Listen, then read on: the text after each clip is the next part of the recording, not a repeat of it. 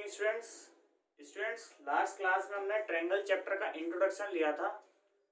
आज हम triangle chapter का अपना कोर मटेरियल कवर करेंगे। हम आज स्टार्ट करेंगे थेल्स थ्योरम से। प्यारे बच्चों, थेल्स थ्योरम आपकी पहली थ्योरम है इस चैप्टर की अकॉर्डिंग टू 10th क्लास। बच्चों, हमारी जो ज्योमेट्री है ये काफ़ी समय पहले से ही स्टार्ट हो चुकी है। आपको पता होगा मेसोपोटामिया की सभ्यता के बारे में, जहाँ पे पिरामिड होते हैं। आपने कार्टूनों में बचपन में देखा होगा, इजिप्ट की मम्मियाँ देखी होगी। प्यारे बच्चों, वो जो पिरामिड होता है वो ज्योमेट्री का ही एक एग्जांपल है। पिरामिड एक बेटा स्टैंडर्ड सॉलिड होती है। प्यारे बच्चों, अगर हम थेल्स थ्योरम की बात करें तो थेल्स थ्योरम आज से लगभग 2500 साल पहले ही डिस्कवर करी गई थी हमारे फेमस मैथमेटिशियन द्वारा, जिनका नाम था थेल्स। प्यारे बच्चों, इस थ्योरम का बेसिक नाम भी होता है, मैथमेटिकल में हम इसे बेसिक प्रोपोर्शनल थ्योरम बोलते हैं। इसकी शॉर्ट फॉर्म बीपीटी होती है, आप इसको नोट कर लेना।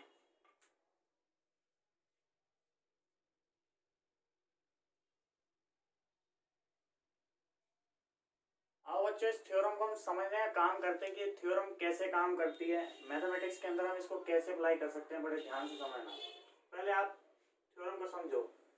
If a line is drawn parallel to one side of a triangle to intersect the other two sides in distinct point, the other two sides are divided into the same ratio। प्यारे बच्चों, ध्यान देना, आप इसको diagram के through आपको समझना है। इस थ्योरम के अंदर आपको डायग्राम दे दिया गया। और बच्चों ध्यान रखना, ये थ्योरम एग्जाम के अंदर पूछी जाती है। ये थ्योरम और पाइथागोरस थ्योरम, ये दो इस चैप्टर की ऐसी थ्योरम है जो एग्जाम के अंदर बहुत फ्रिक्वेंटली पूछी जाती है। इसलिए आप इसको अपने बोर्ड एग्जाम के लिए भी बहुत अच्छे से तैयार करना, उस पर इंपोर्टेंट मार्क कर लेना। बच्चों देखना जरा डायग्राम की तरफ।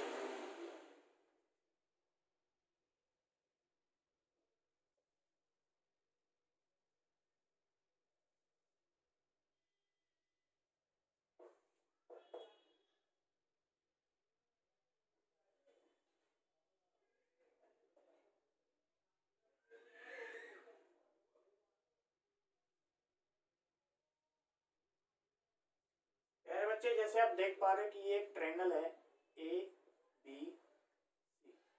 बच्चों, इसके ऊपर ये पॉइंट जो डी है और ये पॉइंट ई है, ये इस तरीके से जुड़े हुए हैं कि ये लाइन पैरेलल हो जा रही है इस तरीके से।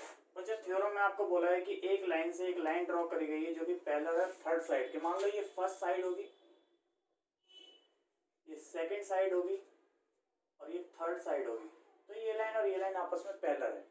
फिर बोला गया कि जिस रेशो में ये दो लाइनें होंगी, ये जो लाइन कट के आएंगी, सेम वही रेशो इन दो लाइनों का भी होगा। बच्चों, ये कैसे होगा हम इसको समझेंगे। बच्चों, आपको समझ में आ रहा होगा। हम इसको करना स्टार्ट करते हैं। हमारे पास क्या क्या है, बड़े ध्यान से समझना। Let triangle A B C such that D parallel to BC। बच्चों, हमें प्रूफ क्या करना है, बड़े ध्यान से समझना।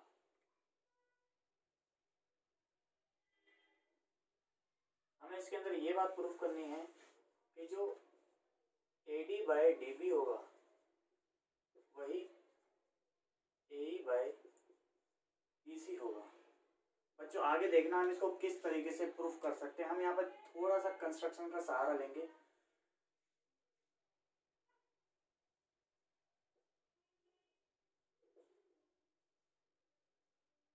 बच्चों, हम यहाँ पर परपेंडिकुलर ड्रॉ करने जा रहे हैं, कुछ लाइनों को ज्वाइन कर रहे हैं, बड़े ध्यान से समझना। बेटा, हम इस जगह पर परपेंडिकुलर डालेंगे।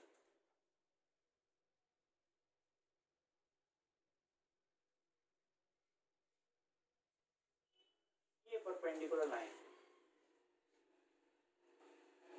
इसको L बोल रहे हैं।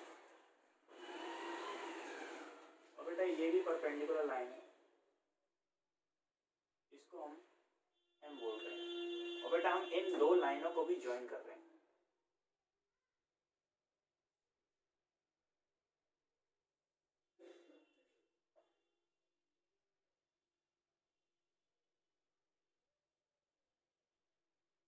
बच्चों, आगे समझना। हम हम इस कंस्ट्रक्शन के बारे में थोड़ा सा यहाँ पे स्टेटेड कर देंगे। Draw DM perpendicular on A, LE perpendicular on DA and join DC and E। बच्चों इसके बाद समझना, आपने छोटी क्लास में पढ़ा होगा कि ट्रायंगल का एरिया अगर हमें परपेंडिकुलर पता हो तो किस तरीके से निकाल सकते हैं। हम परपेंडिकुलर को हाइट जब मान लेते हैं जब परपेंडिकुलर का जो टॉप पॉइंट होगा वो ट्रायंगल का भी टॉप पॉइंट होगा। तो बड़े ध्यान से देखेंगे बेटा, हम क्या कर रहे हैं कि हम इन दो लाइनों का रेशियो निकालने की कोशिश करेंगे। किस तरीके से देखना, देखो बेटा, अगर आप एरिया ऑफ ट्रायंगल निकालोगे ADE का, ADE का, और उसको डिवाइड करोगे एरिया ऑफ ट्रायंगल DBE,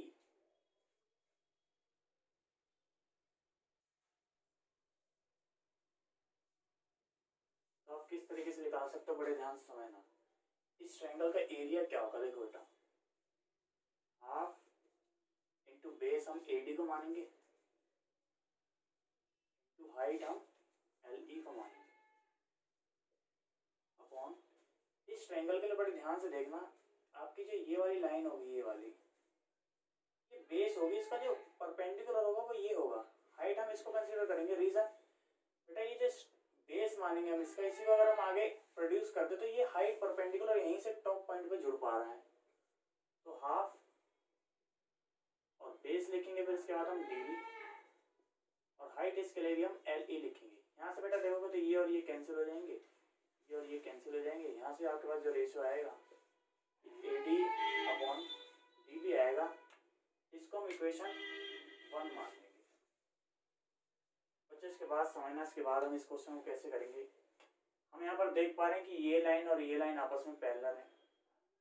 तो आपने छोटी क्लासों में पढ़ा होगा एक रिजल्ट के बारे में, आपने ये बात जानी होगी कि अगर हम किन्हीं दो पैरेलल लाइन के बीच में एक पैरेललोग्राम बनाते हैं या फिर एक ट्रायंगल बनाते हैं इस तरीके से, जैसे कि बेटा ये ट्रायंगल और ये ट्रायंगल है, या फिर ये ट्रायंगल और ये ट्रायंगल है, या फिर ये ट्रायंगल और ये ट्रायंगल है, इन सभी ट्रायंगल के एरिया क्या होंगे, बराबर होंगे। रीजन, बेस सब में यही आने वाला है, हाइट जो होगी वो हमेशा ये वाली होगी, इस तरीके से जो परपेंडिकुलर डिस्टेंस होगा ये, तो इस सब में कॉमन आने वाला है। इसलिए हम सबका एरिया यहाँ पे जो same base between same parallel line के बीच में होंगे, जितने भी ट्रायंगल उन सबका हम एरिया क्या होगा बेटा, बराबर मान के चलेंगे। आगे समझ,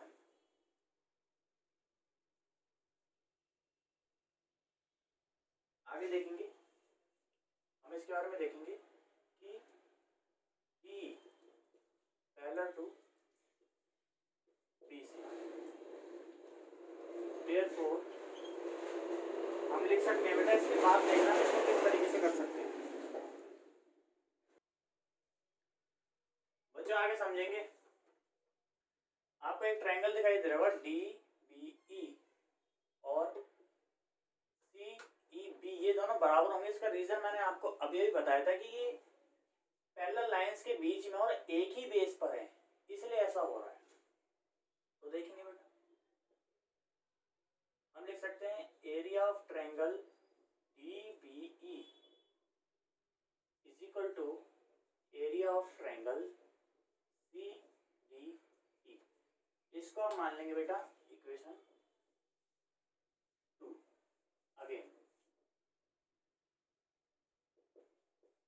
अगेन आपको क्या करना है, आपको यही वाला दोबारा उठाना है। आप लिखोगे एरिया ऑफ ट्रायंगल ADE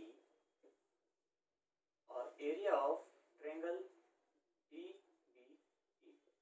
बड़े ध्यान से देखोगे तो एरिया ऑफ ट्रायंगल ADE को आप ये बेस मान के और ये परपेंडिकुलर मान के भी लिख सकते हो।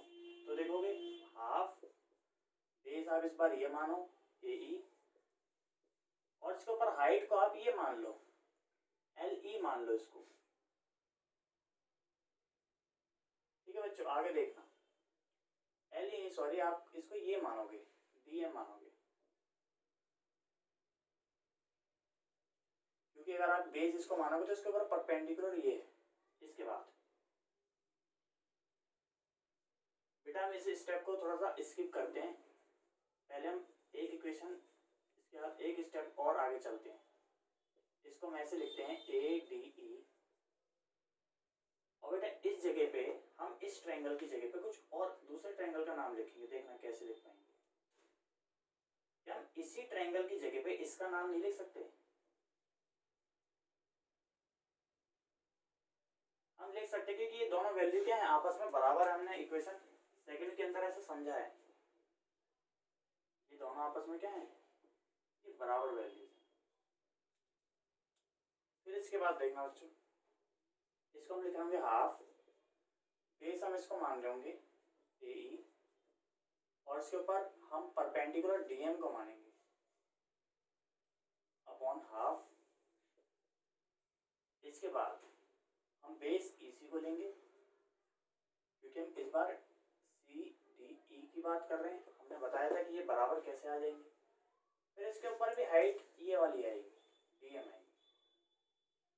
ठीक है बच्चों, यहाँ जो कैंसिल हो रहा होगा उसको कैंसिल कर देंगे, और ये आ जाएगा ए ई अपॉन ई सी। बेटा मैं आपको बता देता हूँ, यहाँ पे कंफ्यूज मत होना, यहाँ पे हमने इक्वेशन 1 का यूज इक्वेशन 2 का यूज करा है।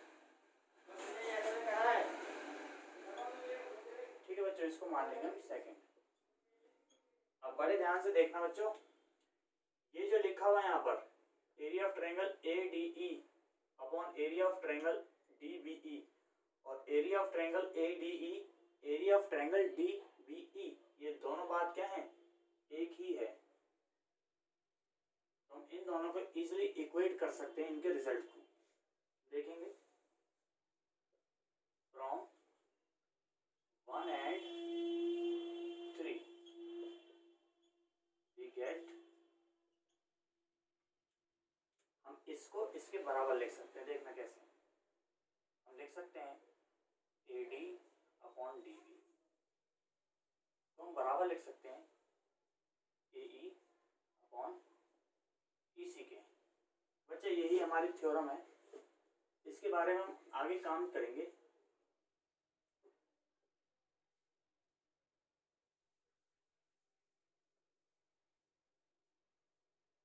बच्चे इसको 3 कर लेना, हम ये इक्वेशन तीसरी यूज करिए हमने यहाँ पर।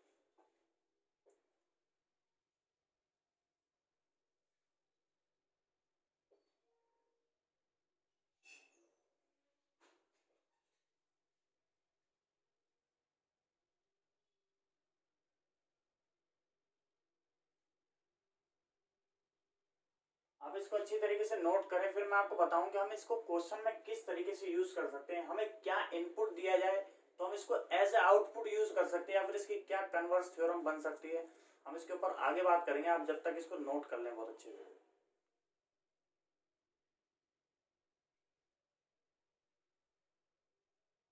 बच्चों मैं समझ रहा हूँ आपने ये थ्योरम बहुत अच्छी तरीके से लिख ली होगी, मैंने इसको रफ कर दिया है।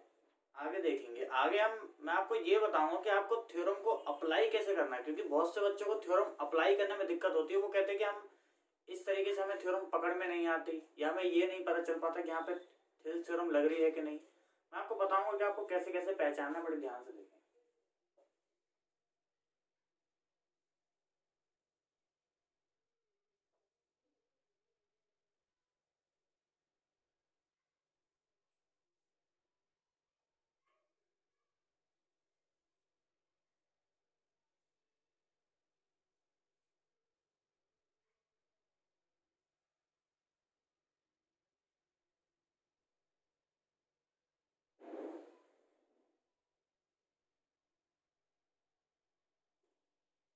बच्चों ध्यान देना, ये जो लाइन है ये इसके पैरेलल है। ठीक है बच्चों, अगर आपको बोला जाए कि DE पैरेलल है BC के, तो उसके बाद आप क्या चीजें इसमें कर सकते हो, क्या क्या थेल्स थ्योरम आपको अलाउ करते हैं कि आप किसके रेशो को किसके बराबर लिख सकते हो। देखना बड़े ध्यान से।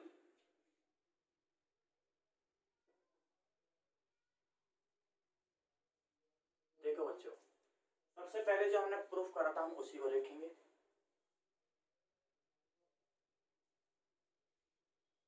AD अपॉन DB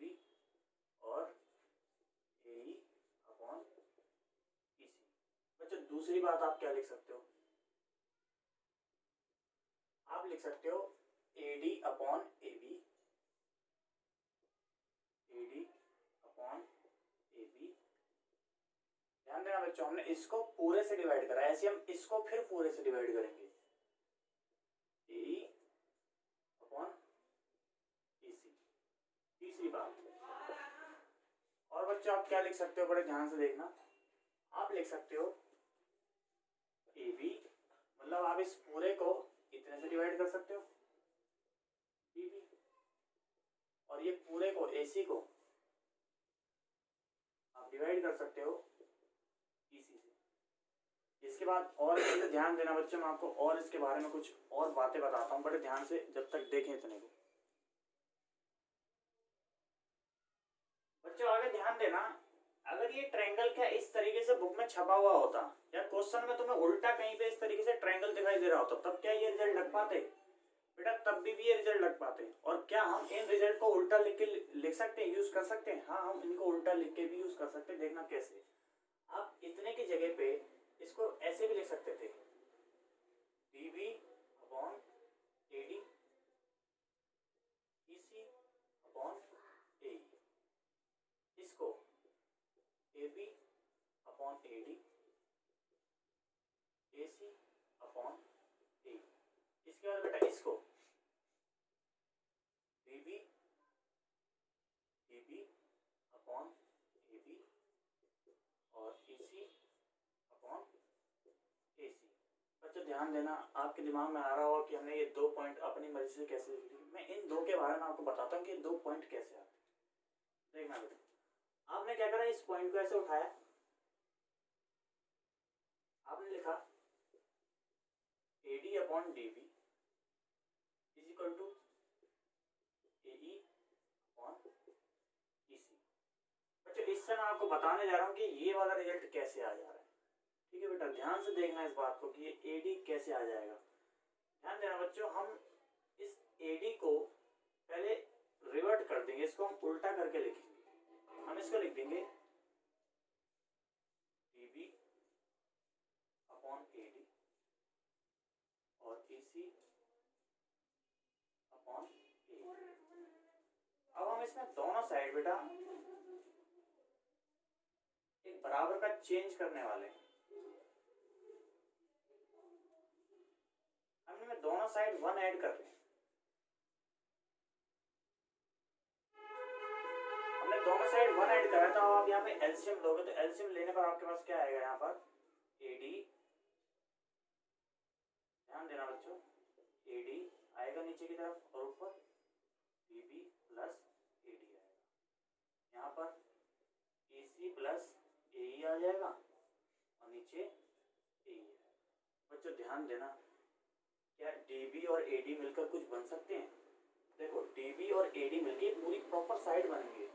आप इसको लिखोगे AB अपॉन AD, और यहाँ पर क्या EC और AE मिलकर कुछ बन सकते हैं? हाँ बन सकते हैं, EC और AE मिलकर पूरी प्रॉपर साइड बनेंगे, AC अपॉन AE बन जाएंगे। अगर आप इसको फर्दर दोबारा से इसको रिवर्ट करोगे कि आपने पहले ऐसा चेंज करा था, दोबारा से कर सकते हो, तो आपका रिजल्ट बन के आएगा ये AD upon AD upon AB और AE अपॉन AC। देखना बेटा, यही क्या ये वाला रिजल्ट है, यही वाला रिजल्ट है। अब बड़े ध्यान से मेरी बात को समझना,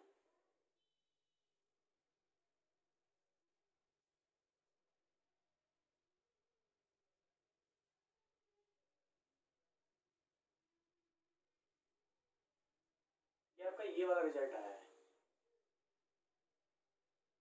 बच्चा ध्यान देना, अगर आप इसके अंदर बिना रिवर्ट करे हुए 1 ऐड कर दोगे तो आपको ये वाला रिजल्ट भी मिल जाएगा। इसलिए आप इसको अपने आप ट्राई करना कि इससे ये रिजल्ट कैसे बन सकता है। और मैं समझ पा रहा हूँ कि आपको ये थ्योरम किस तरीके से लगानी होगी क्वेश्चनों के अंदर, बाकी हम क्वेश्चन करके भी समझेंगे तो आप ये समझ जाएंगे। ट्रायंगल चाहे हमें सीधा दिख रहा हो चाहे ट्रायंगल टेढ़ा दिख रहा हो, हम रेशो को सीधा भी लिख सकते हैं, हम रेशो को उल्टा भी लिख सकते हैं। ये थ्योरम फुलफिल हो रही होगी, ये जो कंडीशन हमें दी जाएगी और जो आउटपुट हमें मिलेगा वो तब भी सेटिस्फाई होगा। मेरे कहने का मतलब थेल्स थ्योरम की डेफिनेशन तब भी फुलफिल होगी। आप इसको अच्छी तरीके से नोट करें। अब हम चलेंगे क्वेश्चनों पर, इसको नोट कर लें जब तक आप बहुत अच्छी तरीके से।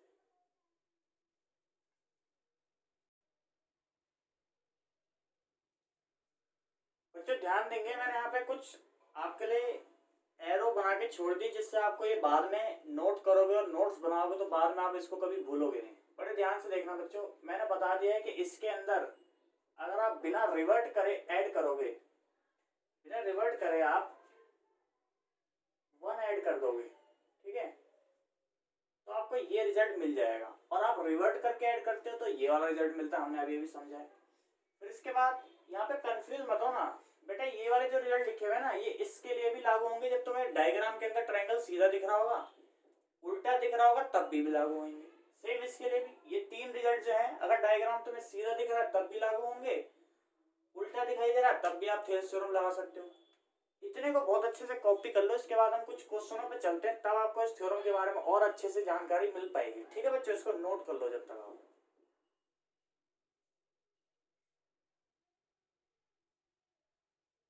प्यारे बच्चों आगे चलेंगे। एनसीईआरटी की हम पहली एक्सरसाइज करने जा रहे हैं 6.2। फर्स्ट एक्सरसाइज के बारे में हमने पिछली क्लास में डिस्कस कर लिया था कि फर्स्ट एक्सरसाइज कैसे होगी। मैंने तुम्हें कॉन्ग्रुएंसी का और सिमिलरिटी का मतलब बहुत अच्छे से बताया था, आपको इसमें कंफ्यूजन नहीं होनी चाहिए। ठीक है बच्चों, आगे हम इन 2 क्वेश्चन को पहले करते हैं, फिर हम अनसॉल्व क्वेश्चनों पे चलेंगे। ठीक है बच्चों, आइए देखो, मैं आपको बता देता हूँ थेल्स थ्योरम के अंदर हमने क्या पढ़ा था। थेल्स थ्योरम के अंदर हमने पढ़ा था कि मान लो बेटा ये ए है, ये बी है, ये सी है, और ये 2 लाइन क्या है आपस में पैरेलल है, ये डी है और ये ई है। अगर ऐसे पैरेलल लिखा हुआ है तो मैं तुम्हें 3 कंडीशन बताई थी जिसको आप लगा सकते हो। तो यहाँ पर मैंने तुम्हें सबसे पहली बताई थी कि A D upon D B और ए ई अपॉन ई सी, ये बताया था। इन्हीं का यहाँ पर यूज होएगा हमें बच्चे, ये डिस्टेंस निकालना है कि क्या होगा, और ये वाला डिस्टेंस भी निकालना है क्या होगा। ठीक है बच्चों, तो देखना पड़े ध्यान से। इसके अंदर हम लगा सकते हैं, हम ऐसे लिख सकते हैं कि भाई A D upon D B होगा और ए ई अपॉन ई सी होगा। यहाँ से हमें कैलकुलेट क्या करना है, ई सी करना है। ए डी का मतलब हमें पता है, हाँ हमें पता है ए डी का मतलब 1.5, और डी बी का मतलब हमें कितना पता है 3, ए ई का मतलब हमें कितना पता है बेटा 1 सेंटीमीटर, तो 1 लिख देंगे, सेंटीमीटर लगा देंगे, और ई सी हमें नहीं पता। ध्यान देना बच्चों, इसको हम कैसे सॉल्व करेंगे। ये ए ई इधर चला जाएगा, इस पॉइंट को आप इधर से हटा के इधर 0 लगा सकते हो, इससे कैंसिल आउट होकर हाफ हो जाएगा, ई सी इधर आ जाएगा और ये हाफ इधर से यहाँ ऊपर चला जाएगा, तो ये 2 सेंटीमीटर आएगा। बच्चों अगर आपको ये एक नंबर की तरफ एक नंबर में क्वेश्चन मिल रहा है, जैसे कि हमारे इस साल के सीबीएसई बोर्ड में जो क्वेश्चन आए थे, तो आपको इसमें इतना सोचने की जरूरत नहीं है, आप बहुत इजीली देख सकते हो कि इन 2 साइडों का आपस में रेशियो क्या है। आप देख सकते हो कि 1.5 लिखा है, इसका आप ट्वाइस कर देंगे तो 3 आएगा, यानी कि ये साइड जो होगी और इसकी हाफ हो जाएगी, यानी कि अगर ये 1 यूनिट है तो ये 2 यूनिट होगी। बेटा देखना, अगर ये 1 यूनिट है तो इसकी 2 यूनिट क्या आ जाएगी, हम 2 से मल्टीप्लाई कर देंगे तो कितनी आ जाएगी, 2 सेंटीमीटर। बच्चों देख सकते हैं यहाँ पे 2 सेंटीमीटर ये है। अब इधर की बात अगर हम कर लें तो ध्यान देना बेटा, इससे इसका रेशियो क्या है, ध्यान दो, अगर ये 1 यूनिट है तो ये कितना होगा 3 यूनिट होगा। ये बात मुझे कैसे चल पा रही है, पता कैसे चल रही है कि ये 1 है और ये 3 है। देखो जब हम 1.8 को 3 से मल्टीप्लाई करते हैं, 3 से मल्टीप्लाई करते हैं तब जाके मुझे ये मिलता है, यानी कि ये 3 यूनिट होगा जरूर, और ये क्या होगा 1 यूनिट होगा। तो अगर मेरे को ये निकालना है तो मैं क्या करूंगा, मैं 3 से क्या कर दूंगा, डिवाइड कर दूंगा। मैं इस बार क्या करूंगा बच्चों, डिवाइड कर दूंगा 3 से इसको, तो इसको 3 से डिवाइड करेंगे तो ध्यान देना क्या आएगा 2.4 आएगा। बच्चों अगर आपको ये बात एकदम से समझ में नहीं आई तो आप इसको बेसिक तरीके से करें। यहाँ पे आप लिख सकते थे कि A D upon D B, और आप लिख सकते थे ए ई अपॉन ई सी। इसके बाद बच्चों आप वैल्यू लिखोगे, ए डी की वैल्यू लिखोगे, आप ए डी ही लिखोगे क्योंकि ए डी आपको निकालना था। पी आप क्या लिखोगे 7.2, यहाँ पर से आप क्या लिख सकते हो 1.8, और बच्चों क्या लिखोगे 5.4। देखो इससे 3 टाइम्स में कैंसिल आउट हो जाएगा। ठीक है बच्चों, ये 7.4 इधर चला जाएगा, 7.2 सॉरी, 3 से डिवाइड करोगे तो ये 2.4 आ रहा होगा। बच्चों मैं समझ पा रहा हूँ कि आपको ये 2 क्वेश्चन समझ में आए होंगे, ये एक ही टाइप के क्वेश्चन है। इसके बाद हम अपने अगले अनसॉल्व क्वेश्चन की तरफ मूव करते हैं। वहां से हम करते हैं कि वहां पर हम किस तरीके से थेल्स थ्योरम का यूज करेंगे। और मैं समझ पा रहा हूँ कि आपको ये छोटी छोटी ट्रिक्स भी समझ में आई होगी, इससे आपका फ्यूचर के लिए ज्योमेट्री के लिए बेस बहुत अच्छा स्ट्रॉन्ग तैयार हो जाएगा। इसलिए आप इन पर भी थोड़ा बहुत ध्यान दें, इसको नोट कर लें बहुत अच्छी तरीके से।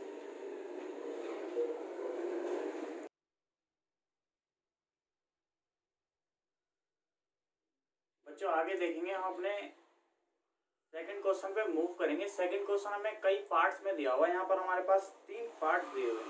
3 पार्ट्स के लिए बच्चों हमारे पास डायग्राम एक ही दिया हुआ है। इस डायग्राम के अंदर EF पैरेलल बोलिए QR के, तो आप ये 3 बातें लिख सकते हो। इन 3 को आप अप्लाई कर सकते हो अकॉर्डिंग टू थेल्स थ्योरम। हम अपने क्वेश्चन सॉल्व करना स्टार्ट करते हैं। क्वेश्चन की तरफ ध्यान देंगे बच्चों। ये पेज नंबर NCERT का है 1 to 8। देखेंगे फर्स्ट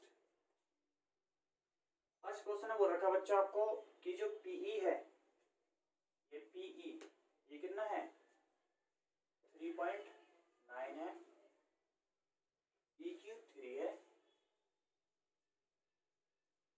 और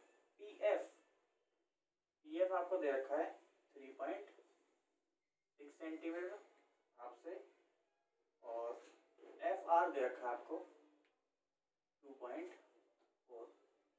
बच्चा थोड़ी सी हम क्वेश्चन को समझने में गलती कर रहे हैं। यहाँ पर हमें पैरेलल प्रूफ करना है दिए हुए डाटा से, तो ध्यान देना बच्चों। हम इस लाइन को यहाँ से इतना सा रफ कर देते हैं, हम इसको ऐसे जोड़ देते हैं। हमें अभी ये बात नहीं पता, हम देखेंगे क्या इस दिए हुए डाटा से ये बात फुलफिल हो रही है या नहीं हो रही है। ठीक है बच्चों, तो हमने ये लिखा हुआ है अकॉर्डिंग टू फर्स्ट। ठीक है बच्चों, आगे ध्यान देना। बच्चों देखना, मैं आपको इसको समझाता हूँ, बड़े ध्यान से देखना। देखो बच्चों, इन दोनों की अगर रेशियो की बात करोगे, अगर हम इसको 3.9 लिखते हैं, 3.9 लिखें, और ये 3 लिखते हैं, और इधर 3.6 लिखते हैं इसको, और इसको 2.4 लिखते हैं, तो क्या यहाँ पे रेशियो हमारे सेम आते हैं?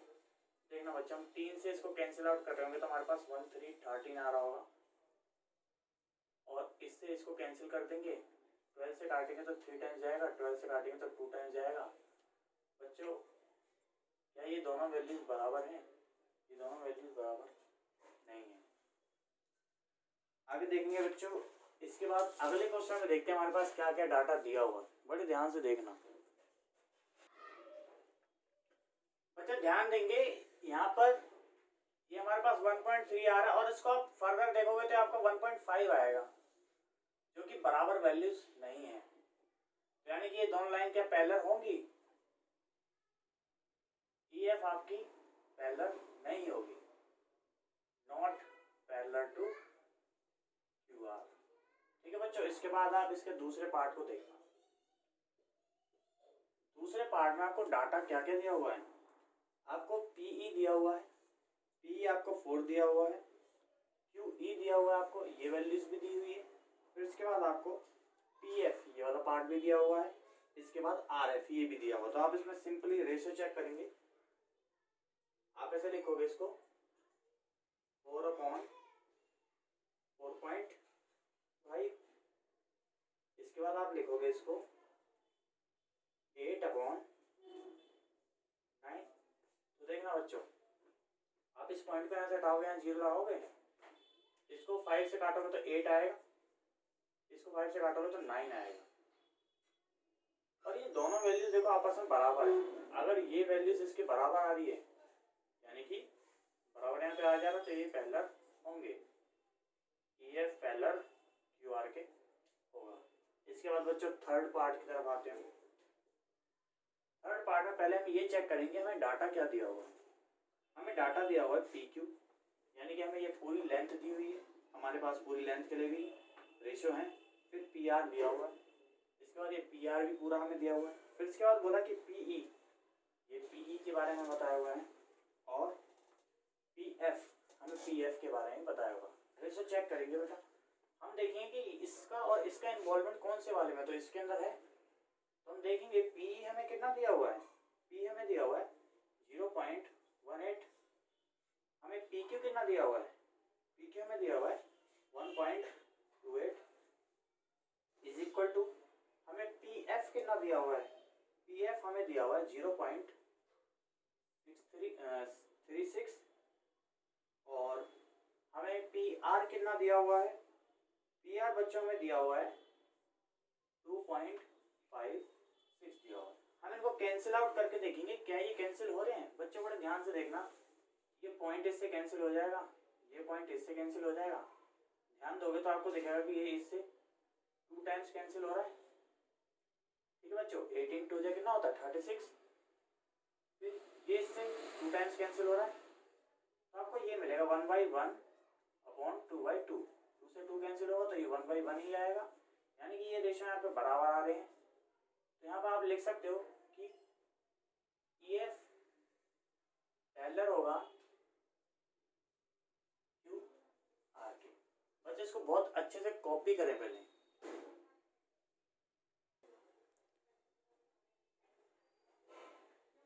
बच्चों मैं समझ पा रहा हूँ कि आपने ये सब नोट कर लिया होगा, और आज हमने जितना आपको बताया है आपको बहुत अच्छे से समझ में आया होगा। अगर आपको ये समझ में नहीं आया तो आप इसको पब्लिकली कमेंट बॉक्स में पूछें, या फिर हमें व्हाट्सएप पे पूछ सकते हैं। प्यारे बच्चों, आज हमने इस एक्सरसाइज से कुछ बहुत ज़्यादा क्वेश्चन करे नहीं है, ना ही हमने इसके आज एग्जाम्पल टच करे हैं। हम नेक्स्ट क्लास में अनसॉल्व क्वेश्चन करेंगे, इस एक्सरसाइज के प्रूफ करने वाले क्वेश्चन भी करेंगे। हम ये सीखेंगे क्या इनके अंदर और भी चेंजेस लाए जा सकते हैं, क्या इन बेसिक 3 रिजल्ट को थोड़ा सा मैनिपुलेट करके और क्या फर्दर रिजल्ट तैयार करे जा सकते हैं, ये हम क्वेश्चन के थ्रू ही समझेंगे। और क्वेश्चन के अकॉर्डिंग हम इसको कैसे बहुत अच्छे से कॉन्सेप्ट पर पकड़ बना पाएंगे, ये अगली क्लास में ही हो पाएगा। आज की समय सीमा समाप्त होती है। धन्यवाद।